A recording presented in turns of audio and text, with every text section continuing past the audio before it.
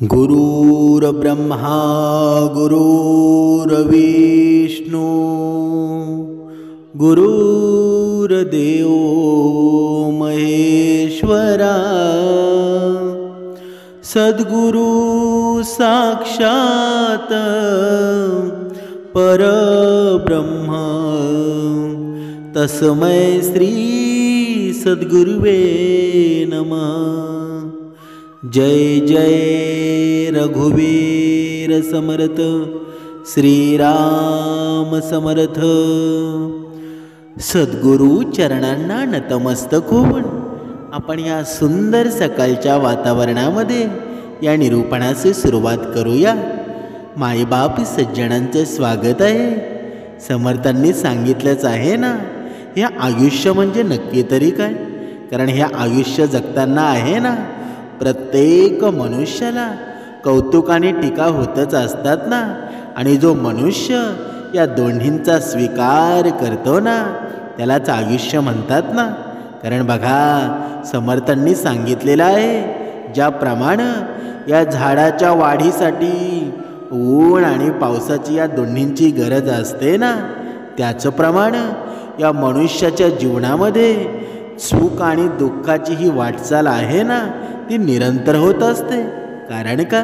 कारण जेव्हा आपल्या जीवनामध्ये जेव्हा सुख येतं ना, तेव्हा ती सुखाची चव चाखण्यासाठी दुःखाची पण गरज आहे। पण हा मनुष्य आहे ना, कलियुगामध्ये एवढा भरकटून गेलेला आहे की भक्ती मार्ग त्याला अजिबात दिसत नाही। तो नेहमी सुखाच्या शोधामध्ये असतो। पैसा हवा असतो। काही माणसांच्या जीवनामध्ये पैसासुद्धा भरपूर असतो, पण त्या पैशामध्ये सुख मिळतं का? कधीच मिळत नाही। म्हणून या जगामध्ये आहे ना, येताना आपल्याकडे देह असतो आणि मात्र नाव असतं का? बघा, तुम्ही पाहिलं असेल, एखाद्या मनुष्याचा जन्म होतो, एखाद्या मुलाचा जेव्हा जन्म होतो ना, त्याच्याकडे फक्त देह असतो आणि त्याला नाव आहे ना, आपण नंतर देतो। मात्र हे जग सोडताना आहे ना, फक्त माणसाचं नाव असतं, देह असतो का? देह अनंतामध्ये विलीन होऊन जातो आणि या मिळालेल्या देहाचं नावात रूपांतर हा करण्याचा प्रवास आहे ना, त्याचं नाव आयुष्य आहे। आता तुम्हाला समजलं असेल नक्की आयुष्य म्हणजे नक्की तरी काय? पण समर्थांनी सुंदर सांगितलेलं आहे की या अहंकाराचा वारा आहे ना, या बुद्धीला जेव्हा लागतो ना, तेव्हा मानवी आयुष्याच्या जीवनामध्ये वणवा पेटला जातो। आणि हा जेव्हा वणवा पेटतो ना, तेव्हा दुर्गुणांना अनेक रूप धारण करता येतात। जेव्हा हा अहंकाराचा वारा आहे ना, या बुद्धीमध्ये निर्माण होतो, तेव्हा हे दुर्गुण आहेत ना, अनेक प्रकारे आपल्या जीवनामध्ये येत असतात। त्यांच्या मोहामध्ये पडावं इतकी ती आकर्षकसुद्धा असतात। आणि या पोटाच्या भुकेने माणूस मरतो आणि पैशाच्या भुकेने माणुसकी संपून जाते। म्हणून हा अहंकार आहे ना, एवढा वाईट आहे ना, या अहंकारानं भल्या भल्या मोठ्यांना सुद्धा संपून टाकलं, भल्या भल्या मोठ्यांना सुद्धा नष्ट करून टाकलं। मग या अहंकाराला आपण सोबत घ्यायचं की नाही घ्यायचं, हे प्रत्येकानं ठरवावं। समर्थांनी या मनाला कित्येकदा मनाच्या श्लोकांमध्ये सुद्धा सांगितलेलं आहे। बघा, नको वीट मानू बोलण्याचा। बघा म्हणजे काय? म्हणजे अनेक अशा श्लोकांमध्ये समर्थांनी सांगितलेलंच आहे ना, तू दुसऱ्याची बडबड ऐकत बसू नकोस। आणि जरी तू ऐकलीस ना, जरी तुला चांगला हवा आहे ना, तेच तू घे। तू वाईट मार्गावर जे तुझं दुसरा तिरस्कार करत असतील, त्यांच्या तोंडाला तू तोंड देऊ नकोस। त्याच्यामध्ये अधोगती आहे ना, ती तुझीच होत असते ना। म्हणूनच समर्थांनी सांगितलेलं आहे, मनुष्याचं हे जीवन आहे ना, ते जर अहंकाराने भरलेलं असेल ना, तर तुमच्या कितीही धनसंपत्ती असू द्या, कितीही पैसा असू द्या, त्याचा काही उपयोग आहे का? काहीच उपयोग नाही। म्हणजे समर्थांनी सांगितलेलं आहे ना, माणसाच्या जीवनामध्ये धनसंपत्ती असली म्हणजे तो सुखी होतो का? तो या जगावर राज्य करू शकतो का? पण आत्ताचा हा कलियुगातला मनुष्य आहे ना, तीच चुकी करत आहे। त्याच्याकडे धनसंपत्ती आली ना, गाडी बंगला आला की तो स्वतःला राजा समजायला लागतो. पण जेव्हा जो स्वतःला राजा समजतो ना, अहंकाराने भरलेला असतो. अहंकाराने हे मन आहे ना त्याचं विचलित झालेलं असतं. त्याची अधोगती आहे ना 100% ठरलेली असते. समर्थांनी बघा रामायणामध्ये सुद्धा आपण पाहिलं असेल की एवढा बलाढ्य भगवान शिवशंकराची भक्ती करणारा रावण होता ना, एवढा बलशाली होता, एवढा भक्तिमान होता ना, बघा त्याची पूर्ण ब्रह्मांडामध्ये वचप होता. पण तरीही सुद्धा त्याची अधोगती झाली ना. म्हणूनच समर्थांनी सांगितलेलं आहे, तुम्ही भक्ती भरपूर करत असाल, ब्रह्ममुहूर्तावर उठत असाल आणि भगवंताची भक्तीसुद्धा करत असाल, पण तुमच्यामध्ये जेव्हा अहंकार येईल ना तेव्हा तुमची अवस्था आहे ना ती रावणासारखीच होणार आहे. तुमच्याकडे किती धन आहे, किती संपत्ती आहे, बघा जर रावणाचा जर विचार केला तर आपल्याकडे काय आहे हो? कधी तुम्हाला समजलं आहे का? आपल्याकडे काहीच नाही. आपल्याकडे या पृथ्वीवर बघा आपल्याला जे दिसत नाही ना तेवढी संपत्ती रावणाची होती. म्हणजे जेवढी लंका होती ती पूर्ण सोन्याची होती. मग आपल्याकडे एक गाडी, एक बंगला, जास्तीत जास्त 1-2 एकर जमीन असते. मग तरीही आपण स्वतःला एवढं श्रीमंत का समजतो बरं? पण ही संपत्ती देणारा वरती बसलेला आहे ना त्याला तरी मनुष्याने घाबरलं पाहिजे. पण आपण रावणाचं बघा अधोगती का झाली हे नक्कीच पाहिलं. पण रावणामध्ये असे काही गुण होते ना, त्याचा मृत्यू भगवंताच्या हातूनच झाला ना.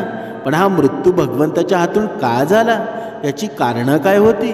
पण त्याच्यामध्ये भक्तीसुद्धा होती. रावण काय साधा मनुष्य होता का?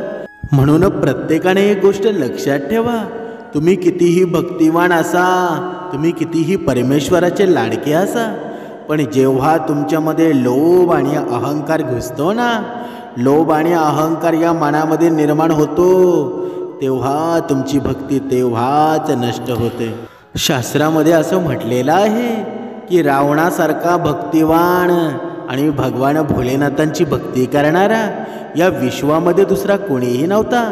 पण हा रावण एकमेव असा भक्त होता ना की भगवान भोले शंकरांना त्याच्या मनात येईल तेव्हा बोलावू शकत होता. पण या रामायणामध्ये नकारात्मक रूपामध्ये वर्णन केलेले दशानन म्हणजेच रावणाबद्दल आपल्याला सगळ्यांचे विचार आहेत ना ते एक राक्षसाच्या रूपाप्रमाणे बनलेले आहेत.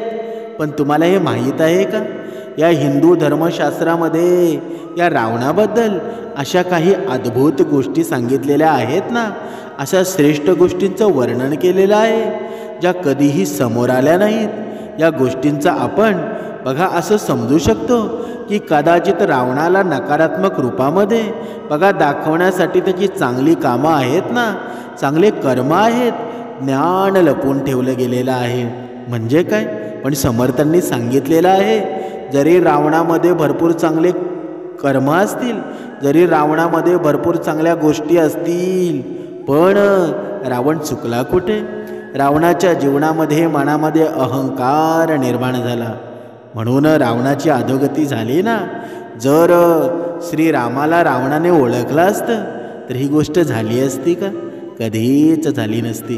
म्हणून आपण किती भक्तिवान असू, आपण किती वेद पठण केलेले असेल, आपण किती ग्रंथ वाचलेले असेल, ते अजिबात महत्त्वाचं नाही. ज्यावेळी तुमच्या मनामध्ये अहंकार आणि लोभ निर्माण होतो ना तेव्हा तुमची भक्ती संपुष्टात येते. आणि हे रावणाच्या बाबतीत घडलं ते आपल्या बाबतीत घडायला वेळ लागणार नाही. म्हणून समर्थांनी सांगितलेलं आहे, सर्व मनुष्याला हे ऐकून सुद्धा आश्चर्य वाटत असेल की आजपर्यंत रावणासारखा मोठा शिवभक्त कुणीही झाला नाही आणि होऊ सुद्धा शकणार नाही. आणि त्याच्या ज्ञानाची तुलना आहे ना ती कोणीही करू शकणार नाही. रावण इतका विद्वान होता ना की त्यानं खूप धर्मशास्त्र आणि पौराणिक ग्रंथांची निर्मिती केली होती, रचना केली होती. आणि या रावणाच्या स्वभावाची ही बाजू आहे ना, या ऐकून कदाचित तुम्ही आश्चर्यचकित व्हाल. म्हणजेच काय? म्हणजे अशाच काही आश्चर्यचकित करणाऱ्या गोष्टी आहेत ना ते या आपण निरूपणामध्ये पाहणार आहोत. बघा, आपण कधी ऐकलत का की रावणाच्या अशा गोष्टींविषयी जी रावणाची अपार शिवभक्ती दर्शवते? बघा, एके वेळची गोष्ट आहे. बघा, हे निरूपण आहे ना, ते बारीक मन देऊन ऐका. जेव्हा तुम्ही बारीक मन देऊन ऐकाल ना, या निरूपणाचं सार आहे, या निरूपणाचे बारकावे आहेत, तेव्हा तुमच्या लक्षात येईल. कारण आता घडतं असं की आपण एखादा श्लोक घेतो, आपण एखादा अभंग घेतो आणि त्याच्यावर निरूपण करायला लागतो. पण हे निरूपण जर साध्या बोळ्या माणसांना समजलं ना, तर त्यांच्या जन्माचं सार्थक होतं. जर तुम्ही ज्ञानी आहात, तुम्हाला ज्ञानांना हे निरूपण समजून काही उपयोग नाही. पण हे निरूपण जर एखादा वेश्यागमन करत असेल, बघा, एखादा परस्त्री आणि एखादा लोभी असेल, एखादा अहंकारी असेल, तर अशा व्यक्तीनं जर ऐकलं ना आणि तो त्याच्या जीवनामध्ये सुधारला ना, तर तेच खरं पुण्य आहे. म्हणून बघा, आपण ही रावणाची गोष्ट ऐकूया. जेव्हा हा रावण शिवभक्तीमध्ये लीन असलेला हा रावण कैलास पर्वत उचलून लंकेमध्ये घेऊन जाण्याचा प्रयत्न करतो ना, तेव्हा भगवान शिव खूप क्रोधित होतात आणि रागामध्ये येऊन भगवान शिव यांनी त्यांच्या अंगठ्यानं कैलास पर्वत दाबून ठेवला. आणि त्यामुळं रावणाचं एक बोट होतं ना, ते कैलास पर्वताखाली दबलं गेलं.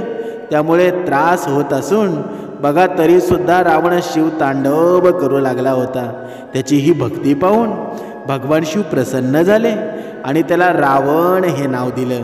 तेव्हापासूनच रावणाचं हे रावण आहे ना, हे नाव पडलं. दुसरी गोष्ट बघा, ही ऐकून तुम्हालाही असं वाटायला लागेल की रावण त्या काळातील सगळ्यात विद्वान पुरुष होता. बघा, असं शास्त्रामध्ये का लिहिलं असावं बरं? बघा, असं यासाठी म्हटलं जातं की जेव्हा रावण युद्धामध्ये हरला ना आणि मृत्यूच्या जवळ पोचला होता ना, तेव्हा भगवान श्रीराम यांना हे माहीत होतं की रावण खूप विद्वान आहे. त्यामुळे त्यांनी त्यांचा भाऊ लक्ष्मणला रावणाजवळ त्याच्या अंतिम शब्द ऐकायला पाठवलं. बघा, जे सगळ्यांनी लक्षात ठेवणं खूप आवश्यक आहे. कधीकधी बघा, चांगल्या कामांमध्ये उशीर नाही केला पाहिजे, पण आपण येथेच चुकून जातो. आपण जेव्हा चांगली कामं आपल्या जवळ असतात ना, तेव्हा आपण त्यांच्याकडे बघत नाही, पण जे दूरवर कामं असतात ना, त्यांच्याकडे आपलं लक्ष जात असतं. पण जिथे जवळ तुझ्या पंढरी आहे ना, त्या पंढरीच्या विठुरायाचं तू दर्शन घे. तू भरपूर लांब बाहेर देशामध्ये परमेश्वरचं दर्शन घ्यायला जाऊ नकोस. म्हणजे काय, तू तीर्थ फिरण्यापेक्षा तुझ्या आईवडिलांचं दर्शन घे. त्या तीर्थामध्ये जे पुण्य आहे ना, ते तुझ्या आईवडिलांच्या चरणामध्ये आहे. म्हणून समर्थांनी सांगितलेलं आहे की कधीही चांगल्या कामांमध्ये तुम्ही कधीच उशीर करू नका. आणि या अशुभ कामांना जेवढं होईल ना, तेवढं टाळता येईल असं पाहिलं पाहिजे. पण असं कधी आपण पाहतो का? म्हणून कधीही आपल्या शत्रू आणि रोगाला छोटं समजलं नाही पाहिजे. कारण रावणाने तीच चूक केली होती ना. त्यानं वानर सेनेला तुच्छ समजलं, त्यामुळे त्याला त्याचे प्राण गमवावे लागले ना. बघा, म्हणून माणसानं कधीही त्याचे रहस्य आहेत ना, कधीच कोणाला सांगू नये. त्याच्या अंतःकरणातील ज्या गोष्टी आहेत बघा, ज्यामुळं आपल्या घरातील वादविवाद होईल, आपल्या पूर्ण कुटुंबाचा नाश होईल, अशा गोष्टी कधीच दुसऱ्याला सांगू नये. आणि प्रत्येक नवरा बायकोनं एक गोष्ट लक्षात घ्यायला हवी. जर नवरा बायकोच्या काही गोष्टी असतील ना, तर इतर आपल्या मैत्रिणीला, मित्राला, दोघांबद्दल कधीच काही सांगू नका. कारण हे नवरा बायकोचं नातं आहे ना, ते सर्वात श्रेष्ठ नात्यांपैकी एक आहे. म्हणून जेव्हा आपल्या गुप्त गोष्टी असतात ना, आपले घरातील भांडणं असतात, जेव्हा आपण इतरांसोबत शेअर करायला लागतो ना, तेव्हा आपल्या घरामध्ये वादविवाद होऊ लागतात. म्हणून जे काही प्रॉब्लेम असतील ना, ते नवरा बायकोने स्वतःमध्ये मिटवून घ्यावं. बघा, आता आपण पाहूया, माणसानं कधीही त्याचे रहस्य आहेत ना, ते कधीच कोणाला सांगू नका. मग तो कितीही तुमचा जवळचा मित्र असला तरी. कारण रावणाबरोबर तेच झालं ना. रावणाच्या नाभीमध्ये असलेला या अमृत कुंडाचं रहस्य होतं ना, त्यानं बिभीषणला सांगितलेलं होतं आणि जे त्याच्या मृत्यूचं कारण बनलं ना. आता आपण रावणाची तिसरी गोष्ट पाहूया, जे रावणाचा सकारात्मक स्वभाव दर्शवते.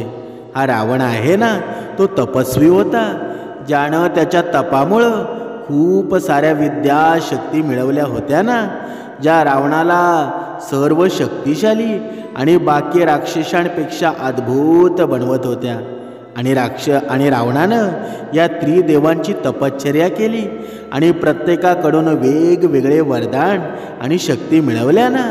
आणि याच वरदानांपैकी एक वरदान होतं ते रावणानं ब्रह्मदेवांकडून मिळवलेलं होतं. बघा, खरं तर रावणाला अमर व्हायचं होतं. बघा, ही सर्व गोष्ट आहे ना, ती तुम्हाला माहीत आहे. पण या रावणाला अमर व्हायचं होतं ना, आणि याच उद्देशानं त्यानं भगवान ब्रह्मा यांची घोर तपश्चर्या केली. त्यामुळं त्याच्या तपश्चर्येनं प्रसन्न होऊन ब्रह्मदेवाने त्याची इच्छा पूर्ण केली आणि वरदानसुद्धा दिलं ना. आणि ते वरदान काय होतं बरं? आजपासून तुझे प्राण आहेत ना, तुझ्या नाभीमध्ये संग्रहित असतील. आणि या वरदानामुळं रावण कधीही कोणत्याही युद्धामध्ये हारत नव्हता.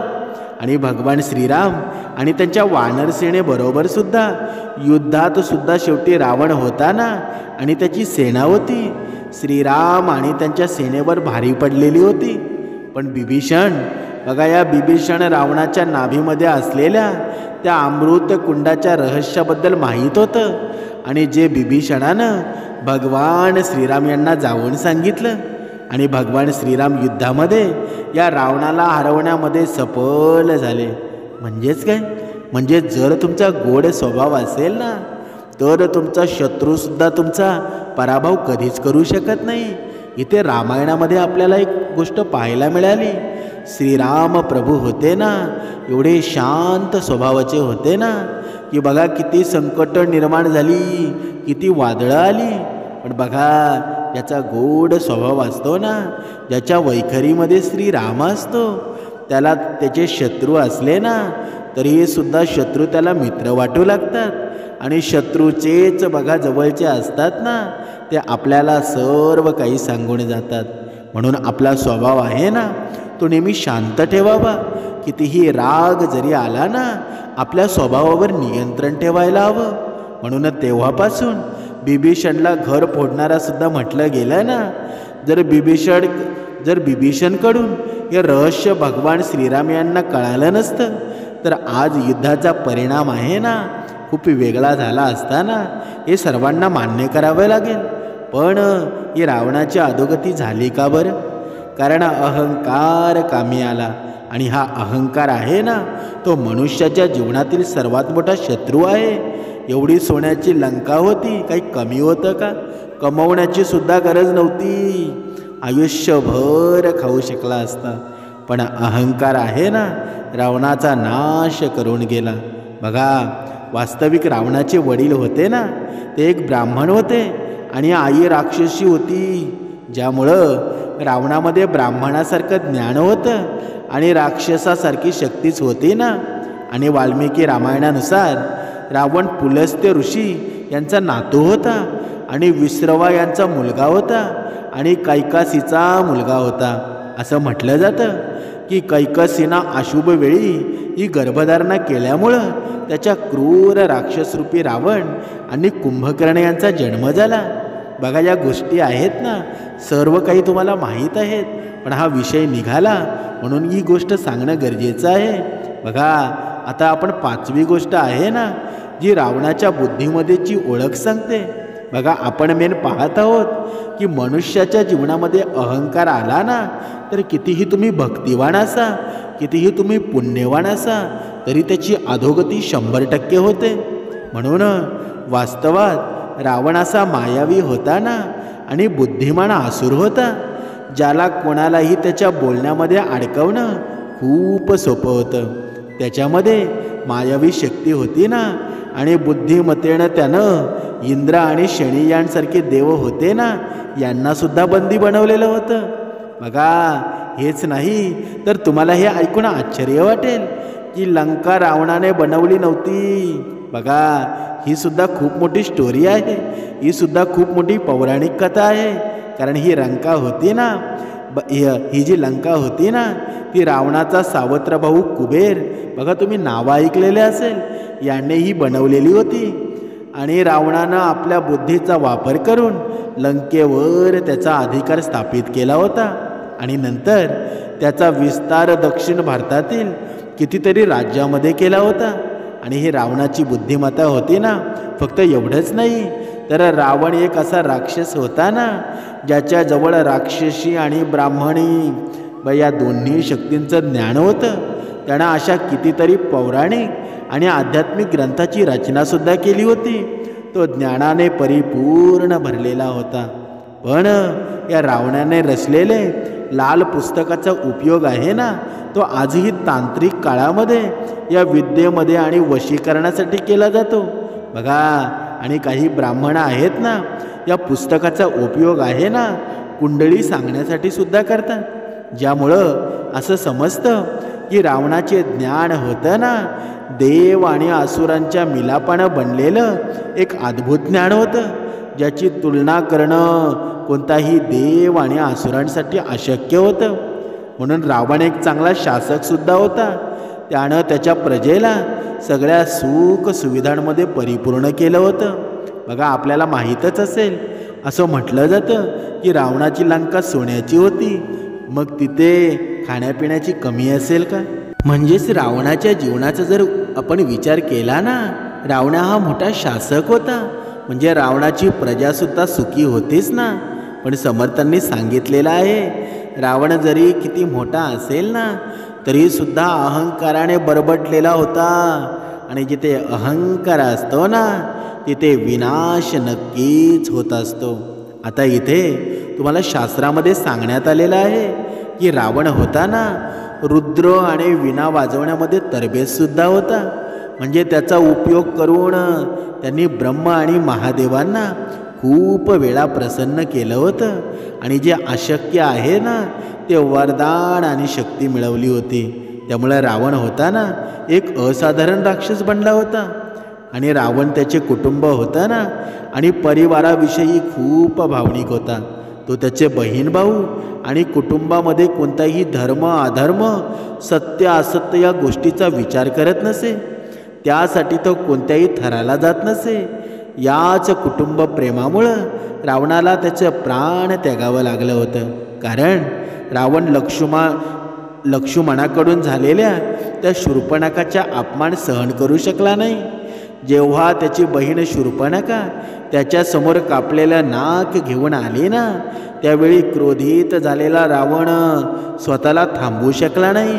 आणि त्याच्या बहिणीचा बदला घेण्यासाठी लक्ष्मणाला शोधण्यासाठी वनामध्ये निघाला. आणि रागामध्ये त्याच्या डोक्याला हाच विचार आला की बदला घेण्यासाठी हाच योग्य मार्ग आहे. आणि तो सीताहरणसारखे पाप करून बसला. म्हणजे काय?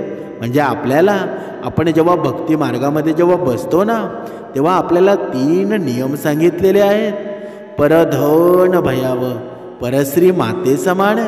बघा, हे नियम आहेत ना, ते जर आपण पाळत नसू तर आपली अवस्थासुद्धा रावणासारखी झाल्याशिवाय राहणार नाही. तुम्ही कितीही श्रीमंत असा, पण तुम्ही कर्मामध्ये नसाल ना, तर ही अवस्था आहे ना, ती खूप वाईट होणार आहे. म्हणजे काय? म्हणजे रावणाने सुद्धा सीतेचं हरण केलं आणि ते पाप करून बसला ना, जे पुढे जाऊन त्याच्या मृत्यूचं कारणच बनलं ना. भलेही रावणाला महिलांचा अपमान करणारा म्हटलं जातं, पण त्याने सीतेच्या इच्छेविरुद्ध माता सीतेला हात लावण्याचा प्रयत्नसुद्धा केला नाही. आणि हेच नाही, पण रावण त्याच्या पत्नीला वाचवण्यासाठी त्या यज्ञातून उठला. आणि ज्यामुळं त्याचे भगवान श्रीरामाबरोबर होणाऱ्या त्या युद्धामध्ये जिंकणं नक्की होतं. पण या गोष्टीचा विचार न करता रावणाने त्याच्या पत्नीचा विचार केला आणि तिचं रक्षण केलं ना. म्हणजे त्या सर्व गोष्टी आहेत ना, मनुष्याला हेच शिकवत असतात. बघा, रावण होता ना, जर त्याच्यामध्ये अहंकार नसता तर आज रावणाची पूजा आहे ना, ती प्रत्येक मनुष्याने केली असती. म्हणजे एवढा मोठा बलाढ्य त्याची अधोगती झाली ना, तर आपण रावणापुढे कोण आहोत बरं? बघा, असं म्हटलं जातं की रावणाच्या मृत्यूनंतर त्याच्या शरीराचं काय झालं असावं बरं, हे कोणालाही माहीत नाही. पण त्यामागे सुद्धा एक विचित्र कथा आहे. असं म्हटलं जातं की बघा, जेव्हा रावणाचा मृत्यू झाला होता ना, तेव्हा त्याचं शरीर नाग जातीचे लोक आहेत ना, ते पुनर्जीवित करण्याच्या उद्देशाने घेऊन गेले.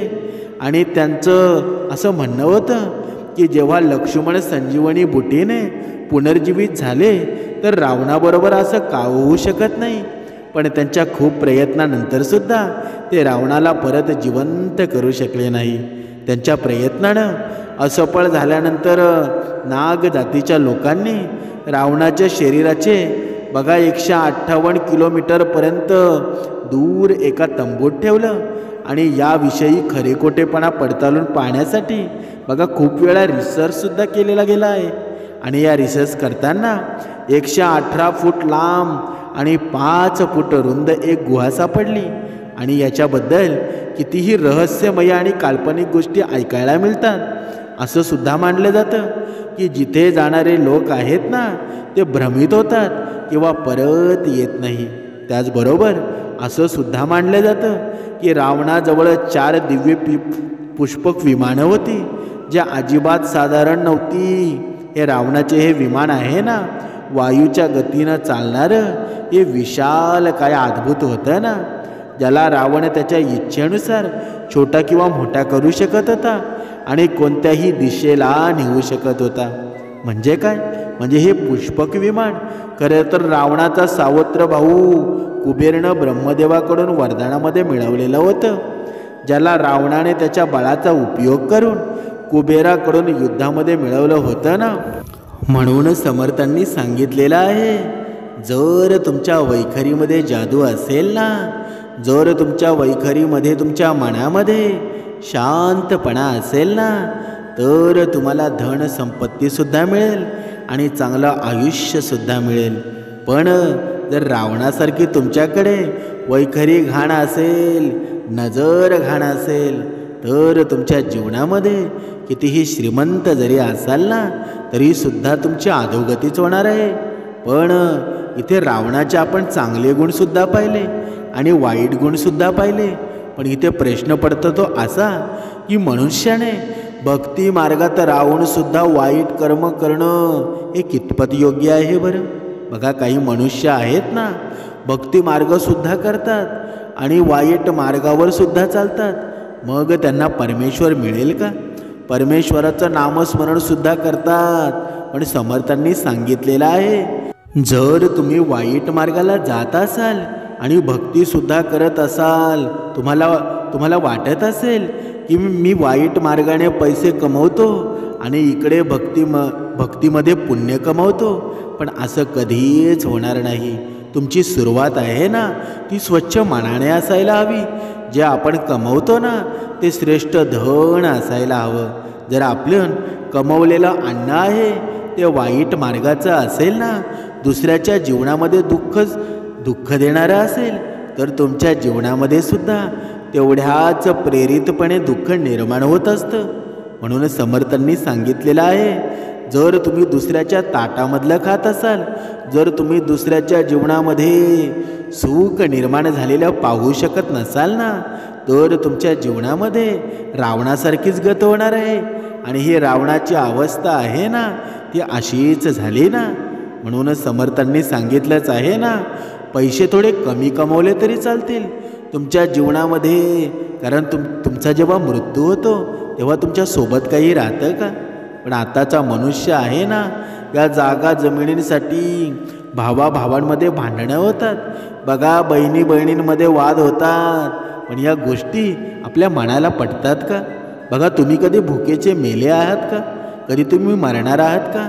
कारण परमेश्वरानं हे जग निर्माण केलं ना, जेव्हा तुम्हाला जन्माला घातलं तेव्हा तुमच्या या तोंडासाठी, जेव्हा तुमच्या या शरीरासाठी 2 घाससुद्धा बनवलेले आहात. तुम्ही कधीही भुकेचे राहणार नाहीत.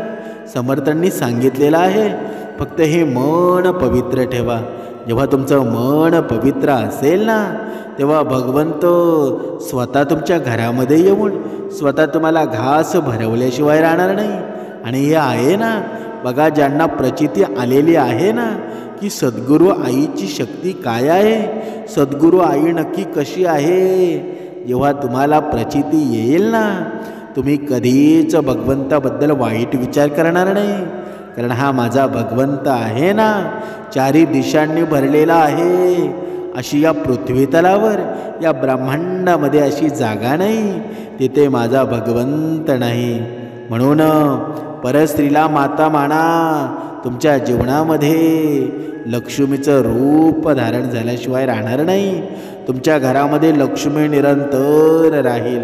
या जीवनामध्ये खरं सुख आहे ना, त्या आयुष्यामध्ये आनंद मांडण्यामध्ये आहे. आणि तेच खरं सुख आहे. ते जपा, आपली नाती जपा, आपल्या मित्र परिवाराला एकत्र घेऊन चला. जय जय रघुवीर समर्थ.